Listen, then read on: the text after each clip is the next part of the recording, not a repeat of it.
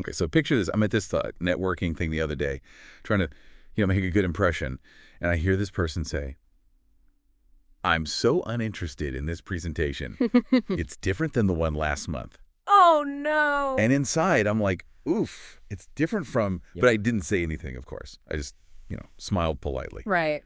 We've all been there, right? Yeah. So today we are doing a deep dive into this article, English Mistakes Even Advanced Learners Make. Right. And it is full of these sneaky little errors that can trip up even the most fluent English speakers. So It's fascinating, yeah, how even when you've, reached a high level of proficiency, there are always these subtle nuances that can catch you off guard. exactly. And that's why I'm so glad you're here to kind of guide us through this. Yeah. So let's start with the one that made me cringe at the networking event. Different from versus different than. Ah, yes. The classic conundrum. Yeah. It seems straightforward, but it trips up a lot of people. Grammatically speaking, different from is the preferred choice, especially in formal writing. Then is generally used for comparisons, while from emphasizes the contrast or separation between things. Okay, so in my networking event example, the speaker was trying to contrast two presentations, like highlight how they were not alike. So different from would be the more accurate choice. Precisely. It's a subtle difference, but it demonstrates a nuanced understanding of English grammar. And speaking of subtle differences, the article also delves into the often confused words advice and advise. Oh, this one gets me every time. Is it advice with a C or advise with an S? Think of it this way. Advice with a C is a noun. It's the actual suggestion or recommendation you receive. Advice with an S is the verb, the act of giving that advice. One way to remember is advice is something you can get a piece of. So I could say, can I get a piece of your advice, but not can I get a piece of your advice? Exactly. And here's another interesting tidbit about advice. It's an uncountable noun. You wouldn't say an advice or two advices. It's kind of a collective concept. That makes so much sense. And Yeah. it's amazing how these little details can make such a big difference in how we sound and how clearly we communicate. These are the secret ingredients to sounding more polished and professional. Absolutely. And while we're on the subject of sounding polished, let's address another common error that the article highlights. The incorrect use of suggest. Oh, yes. This is another one that makes me cringe a little bit. Like nails on a chalkboard when I hear someone say, "I suggest you to go to this restaurant." Right. It just doesn't sound quite right, does it? No. The grammatically correct way to use suggest is to follow it with a noun or a gerund, which is the ing form of a verb. So instead of "I suggest you to go," it should be "I suggest going." Exactly. Or you could say, I suggest that you go, but the more concise form, I suggest going, is often preferred. It's all about finding that balance between clarity and conciseness. And, if our listeners are finding these tips helpful, I bet they'd love to hear more. Don't forget to like this episode and subscribe to our channel for more deep dives into fascinating topics. Oh. Now, let's talk about another common mistake. Yeah. The overuse of very. I know I'm guilty of this one. Yeah. It's a common crutch, especially when we're trying to emphasize something. But the article encourages us to explore stronger, more evocative language. So instead of saying very tired, maybe we could say exhausted or drained. Precisely. Instead of very hungry, we could say famished or ravenous. The English language is rich with descriptive words that can add more depth and impact to our communication. It's like upgrading our vocabulary to a premium version. Right. And you know what else can make our English sound more premium? Knowing the difference between since and for. Oh, yeah. Because these two little words can cause a lot of confusion, especially for those learning English as a second language. But the article breaks it down quite simply. Yeah. So lay it on us. Okay. Since is used to indicate a specific point in time, while for is used to express duration. So you'd say, I've been learning English since 2015, but I've been living in this city for 5 years. Okay, so since is like marking a starting point on a timeline, and for tells us how much time has passed since that point. That's an excellent way to visualize it. Okay. It's like since sets the stage, and for indicates the length of the performance. And speaking of setting the stage, let's move on to another common mistake that often trips people up. The use of people versus person. Okay, this one seems pretty basic, but I've definitely seen it misused, even by native English speakers. Yeah. So It's one of those errors that can easily slip past our radar. The key point to remember is that people is always plural, even though it refers to a collective group. So it's always people are, never people is. Right, so people are amazing, people are diverse, people are subscribing to this channel for more awesome English tips. Very clever. You're definitely mastering the art of subtly encouraging engagement. Now let's dive into another pair of words that often causes confusion. Lend and borrow. This one is particularly interesting because it highlights how language can reflect perspective. I've always found this one tricky, especially when trying to explain it to someone who only has one word for both actions in their native language. Right. Yeah. It's a great example of how different languages conceptualize the world in different ways. In English, we have two distinct words to emphasize the difference between giving and receiving. So if I need to use someone's pen, I would ask, can I borrow your pen? But if I'm offering my pen to someone, I'd say, can I lend you my pen? Exactly. The key is to think about who is the initiator of the action and who is the recipient. When you lend, you are the giver. When you borrow, you are the receiver. Like two sides of the same coin, but each side has its own specific word. And I think this is a great illustration of how learning a new language isn't just about memorizing words and grammar rules, it's about understanding a whole new way of thinking and perceiving the world. Absolutely. It's a journey of cultural discovery as much as it is linguistic. Speaking of journeys, we've covered quite a bit of ground in this deep dive already. We've explored some really tricky grammar points and word choices that can trip up even the most advanced English learners. It's amazing how many subtle nuances there are in the English language, isn't it? But I think what's most important is to remember that making mistakes is a natural part of the learning process. Exactly. And by recognizing these common errors and understanding why they occur, we can continuously refine our language skills and become more confident and articulate communicators. But before we continue our journey through the labyrinth of English grammar, let's take a moment to address our lovely listeners. If you're enjoying this deep dive so far, we'd love for you to hit that like button and subscribe to our channel. It really helps us out and allows us to keep bringing you insightful content like this. Indeed. We appreciate your support and hope you'll stick around for more fascinating explorations. But for now, let's get back to those pesky English errors. Next up, we'll be tackling the distinction between much and many, a classic conundrum that can leave even seasoned English speakers scratching their heads. So as we were saying before, even those who consider themselves quite fluent can stumble over seemingly simple words like much and many. It's true, sometimes I feel like I'm navigating a linguistic minefield, trying to avoid those little grammatical explosions. So let's disarm this one, shall we? What's the deal with much and many? The key to using much and many correctly lies in understanding the concept of countable and uncountable nouns. Okay, remind me about that. Countable nouns are things you can individually count, like apples, cars, or mistakes. You can have 1 apple, 5 cars, or 10 mistakes. So many goes with those, right? Exactly. You would say, I have many books, or there are many people in the park. Much, on the other hand, is used for uncountable nouns, things you can't quantify with numbers. Things like water, air, or even advice. Precisely. You wouldn't say, I have 5 advices. Advice is a concept, a collective body of wisdom, not something you can neatly divide into units. So you'd say, I have much advice to give, but I have many books to read. That's right. It's all about recognizing whether you're dealing with something you can count or something that exists as a whole.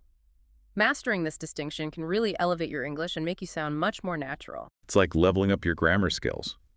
And speaking of levels, the article also addresses a common mistake with 2 little words that can significantly change the intensity of what we're saying to, and very. Ah, yes, to versus very. These two can be quite tricky, especially because their meanings are so closely related. I've definitely used them interchangeably in the past, thinking they basically meant the same thing, but I have a feeling there's a subtle distinction that I've been missing. You're absolutely right. Very simply intensifies an adjective. It's like turning up the volume on a feeling or description. For instance, the food is very spicy. But to suggests something more, right? Exactly. To implies excessiveness or a negative consequence. It's like saying something has crossed a line or reached a limit. So I could say, this coffee's too hot to drink, implying that it's beyond like a comfortable temperature. Precisely. To suggests a problem, a potential negative outcome. Yeah. Very simply amplifies the adjective without necessarily implying any negative consequences. Wow, that's a really subtle difference. But now that you've pointed it out, Yeah. it seems so obvious. I'm starting to realize just how many of these subtle nuances I've overlooked in my own English usage. And that's the beauty of language learning. It's a constant process of discovery and refinement. Even those of us who've been speaking English our entire lives can still learn new things and improve our communication skills. I bet many of our listeners out there are having similar aha moments as we go through these common mistakes. I hope so. And if you're finding these insights helpful, don't forget to show us some love by liking this episode and subscribing to our channel. We love having you along for the ride. We do. Now, as we delve deeper into this article, I'm struck by how it doesn't just point out the errors, it encourages a shift in mindset. How so? It emphasizes that making mistakes is an inherent part of learning any language. Instead of feeling embarrassed or discouraged, we should view them as opportunities for growth. It's about embracing those stumbles and using them as stepping stones to fluency and confidence. Right? Exactly. It's like the article says, making mistakes is part of learning, but recognizing and fixing them helps you sound more natural in English. And I think that applies to any language, really. It's about embracing the journey and not being afraid to experiment and even make a few blunders along the way. After all, that's how we learn and grow, both in language and in life. Beautifully put. And, it reminds me of something. Have you ever noticed how some languages only have one word for lend and borrow? Oh, absolutely. I have a friend who speaks language X, and they always get those two mixed up in English. It can be quite confusing for them. It is, and it's a testament to the fact that language isn't just a tool for communication, it's a reflection of our culture and how we view the world. That's so interesting. I never thought about it that way before. The fact that English has two separate words for lend and borrow could suggest a cultural emphasis on individual agency and the distinction between giving and receiving. In some cultures, the concept of sharing might be more communal, less focused on individual ownership. Wow, that opens up a whole new perspective on language learning. It's not just about grammar and vocabulary. It's about understanding the cultural values and thought processes embedded within the language itself. Precisely. And by recognizing these subtle distinctions, we can not only improve our language skills, but also gain a deeper appreciation for the richness and diversity of human thought. It's like each language offers a unique lens through which to view the world. I love that. And I have a feeling our listeners are going to love this too. Speaking of listeners, if you're enjoying this deep dive into the fascinating world of English, be sure to hit that like button and subscribe to our channel for more insightful explorations. We've got so much more to uncover, and we'd love for you to join us on this journey. Indeed, we're just getting started. And as we continue our exploration of these common English errors, I'm curious, what stood out to you the most so far? Which mistakes have you maybe been guilty of making yourself? It's funny, as we're going through all these common errors, it's like I'm realizing how much I've just taken for granted in my own language. It's like we're peeling back the layers of an onion, uncovering all these subtle nuances and complexities. It is. It's a journey of rediscovering something you thought you knew so well. Right. And it really highlights the fact that language is constantly evolving. Yes. Shaped by culture, history, and the, ever-changing ways we interact with the world. Exactly. And speaking of cultural influences, you mentioned earlier how some languages only have one word for lend and borrow. And I'd love to explore that a bit further because it's such a fascinating example of how language can reflect different ways of thinking. Absolutely. So, for instance, in language X, the verb that's used for both lending and borrowing carries this connotation of shared responsibility. Oh, interesting. So it's not about, who owns the object and more about the communal act of sharing resources. So in that context, the emphasis is on the collective good rather than individual ownership. It's like the object itself becomes secondary to the social bond created through the act of sharing. That's a great way to put it. And it underscores how language can be a window into cultural values and social norms. Learning a new language isn't just about mastering grammar and vocabulary. Right. It's about gaining a deeper understanding of how other people perceive and interact with the world. Yeah. It's like learning a whole new way of thinking. A new way of seeing the interconnectedness of things, And this makes me wonder, if language is so deeply intertwined with culture, do you think these common errors we've been discussing are actually errors? Right. Or are they just reflections of, evolving language norms? That's a very thought-provoking question. Yeah. And I think the answer is more nuanced than a simple yes or no. Some errors might be the result of what we call language transfer, where speakers apply the rules of their native language to English. Like my friend who mixes up lend and borrow. Exactly. But other errors might actually be signs of language evolution in progress. As more people use certain phrases or constructions, they gradually become accepted as part of standard usage. Oh, so what might be considered an error today could become perfectly acceptable in the future. Precisely. Language is a living, breathing entity, constantly adapting to the changing needs and expressions of its speakers. Mm, And it's, quite exciting to think about how English might continue to evolve and reshape itself in the years to come. yeah. It's like we're all participating in this grand experiment, shaping the language with every word we speak and write. Absolutely. Absolutely. And as we become more aware of these subtle nuances Right. and potential shifts in language norms, we can become more effective communicators, more attuned to the ever-changing dynamics of English. It's like we're all on this linguistic journey together, Mm-hmm. learning, adapting, and evolving along the way. And that's really what this deep dive has been all about. Well said. We've explored some tricky grammar points, dissected confusing word choices, and even delved into the cultural underpinnings of language.